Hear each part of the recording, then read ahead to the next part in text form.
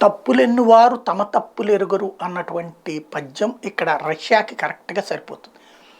తన దేశంలో నుంచి విడిపోయినటువంటి దేశాలను తిరిగి స్వాధీనం చేసుకొని, ప్రస్తుతం రష్యాగా మిగిలిపోయిన దాన్ని యూఎస్ఎస్ఆర్‌గా తీసుకొచ్చుకోవాలని ఓ పక్కన ప్రయత్నం చేస్తోంది రష్యా. మరొక వైపున ఇజ్రాయెల్ అనేటువంటి దేశానికి తన సార్వభౌమాధికారానికే సవాల్ చేస్తూ హమాస్ తీవ్రవాదులు చేసినటువంటి వ్యవహారానికి ప్రతీకారంగా ఇజ్రాయెల్ చేస్తుంటే, తన సార్వభౌమాధికారానికి ఉక్రెయిన్ సమస్య వస్తుంది కాబట్టి ఉక్రెయిన్నే ఆక్రమించుకుంటున్నటువంటి రష్యా ఇక్కడ ఇజ్రాయెల్ ఆక్రమించుకోవట్లేదు, ప్రతిఘటిస్తోంది.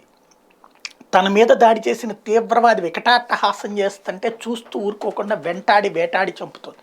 దాన్ని తప్పుబడుతూ తాము పాలస్తీనా పక్షమే ఉంటాం, పాలస్తీనా ప్రజల పక్షమే ఉంటామని చెప్పడం ద్వారా ద్వంద్వ నాల్కల ధోరణి, తన దగ్గరకు వస్తే ఒక సూత్రం, ఎదుటి వాళ్ళకు మరొక సూత్రం చెప్పేటువంటి డబుల్ స్టాండర్డ్ గేమ్ అన్నటువంటిది రష్యా మానలేదు, మారలేదు అన్నటువంటిది మరొకసారి స్పష్టమవుతుంది.